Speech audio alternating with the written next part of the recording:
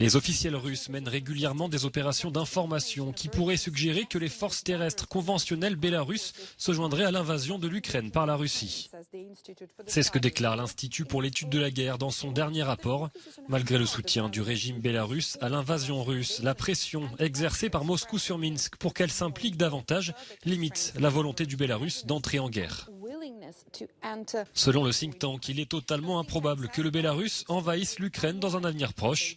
Une intervention bélarusse en Ukraine ne pourrait rien faire de plus qu'éloigner temporairement l'armée ukrainienne d'autres parties du théâtre des opérations.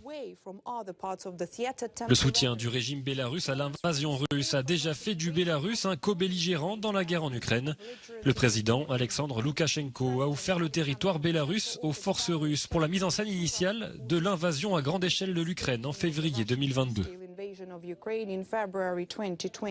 Le territoire bélarusse a offert des lignes de communication terrestres essentielles aux forces armées russes lors de leur offensive ratée sur Kiev et de leur retrait du nord de l'Ukraine.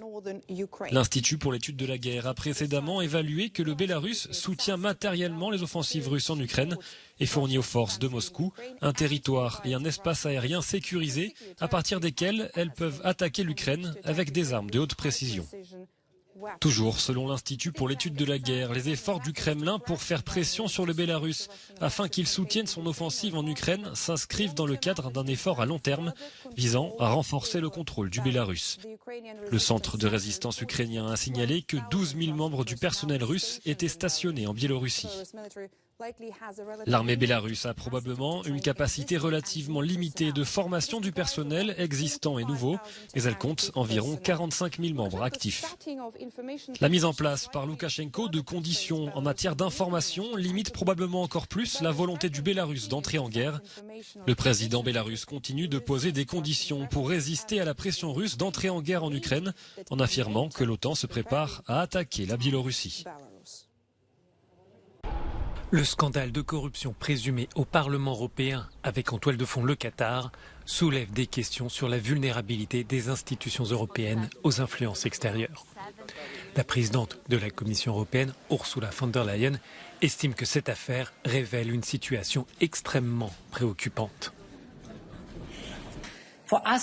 Pour nous, il est critique non seulement d'avoir des règles fortes, mais des règles communes pour toutes les institutions et ne permettre aucune exemption. C'est une question de transparence et de règles claires. Selon Alberto Alemano, professeur de droit européen à HEC Paris, le Parlement est le maillon faible dans le jeu institutionnel. C'est la seule institution qui n'a pratiquement aucune règle imposée à ses représentants et une application très faible de ses règles éthiques. Donc, en gros, un quart des emplois de nos représentants sont exposés à des conflits d'intérêts quotidiennement. Et cela affecte non seulement l'image du Parlement européen, mais aussi l'ancien processus d'intégration européen. Et cela affecte également l'intérêt même de l'Union à un moment de tremblement géopolitique sans précédent. Avec une vice-présidente de l'hémicycle et un ancien eurodéputé impliqué, ce scandale soulève des interrogations sur les règles de lobbying qui entourent le Parlement afin d'éviter tout risque de corruption. Sur le papier, l'Union européenne a un système éthique et d'intégrité très sophistiqué, assez avancé. Toutefois, il contient de nombreuses failles et c'est certainement le cas pour le Parlement européen. Il faut donc espérer que ce sera un moment de réflexion pour de nombreux dirigeants politiques qui se sont opposés, notamment au sein du Parlement, à l'adoption de règles plus strictes. Selon le code de conduite du Parlement, les eurodéputés ne peuvent pas accepter de cadeaux d'une valeur supérieure à 150 €, mais ils n'ont pas l'obligation de signaler leur réunion avec des lobbyistes ou d'autres parties prenantes, à moins qu'ils ne soient rapporteurs d'un texte sur un dossier connexe. En France, le parti Les Républicains a un nouveau leader. Éric Ciotti, tenant d'une droite dure, a été élu avec 53% des suffrages face à Bruno Retailleau lors d'un vote interne des militants. Il devra tenter de redresser un parti conservateur miné par sa débâcle historique lors de la dernière élection présidentielle. La prochaine échéance en 2027 est déjà dans la ligne de mire du nouveau chef des LR. On veut porter un projet d'une droite claire, assumée, fière d'elle-même. Et puis, je veux dire aussi qu'il faudra et le calendrier appartiendra à celui qui porte nos espérances pour être le candidat de notre famille politique pour la mère des batailles, c'est-à-dire pour l'élection présidentielle. Pour moi, je l'ai dit et je le répète, et je m'en suis encore entretenu avec lui tout à l'heure, ce choix, il porte le nom de Laurent Wauquiez. Éric Ciotti dit vouloir rassembler autour de 3 axes, le travail, l'autorité et l'identité. Connu pour ses positions fermes sur l'immigration, il est accusé par l'opposition de chasser sur les terres de l'extrême droite. Il s'appelait Majid Reza Raznavard, il avait 23 ans. Arrêté le 19 novembre dernier à Mashhad, dans le nord de l'Iran, il est mort pendu tôt dans la matinée ce lundi. Sa mort a été confirmée quelques heures plus tard par l'autorité judiciaire locale. Il s'agit de la seconde exécution liée aux manifestations qui secouent le pays depuis 3 mois. D'après des enregistrements de caméras de surveillance utilisées par les autorités, le jeune homme aurait tué 2 membres de la police islamiste et blessé 4 autres à coups de couteau. Un crime qu'il aurait avoué pendant son interrogatoire, selon le porte-parole du gouvernement iranien. La nouvelle a provoqué un tollé aux États-Unis et en Europe. J'ai eu une longue conversation avec le ministre des Affaires étrangères iranien. Vous vous en doutez, nous avons parlé de ces exécutions. Je lui ai fait part de l'inquiétude de l'Union européenne et de la condamnation de ces actes. D'autres sanctions vont être prises aujourd'hui. Plusieurs responsables iraniens ont affirmé que ceux qui ont provoqué des troubles seraient jugés et punis et que la justice ne serait pas influencée par les campagnes contre la peine de mort. La première exécution avait eu lieu jeudi dernier.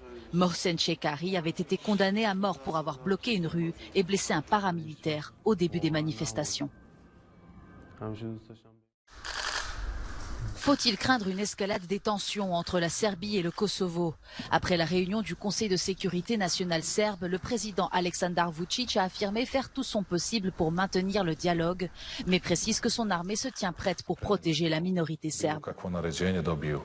Avant de recevoir des ordres, et à l'exception de l'alerte et de la préparation au combat, nos soldats essaieront 1 million de fois de préserver la paix.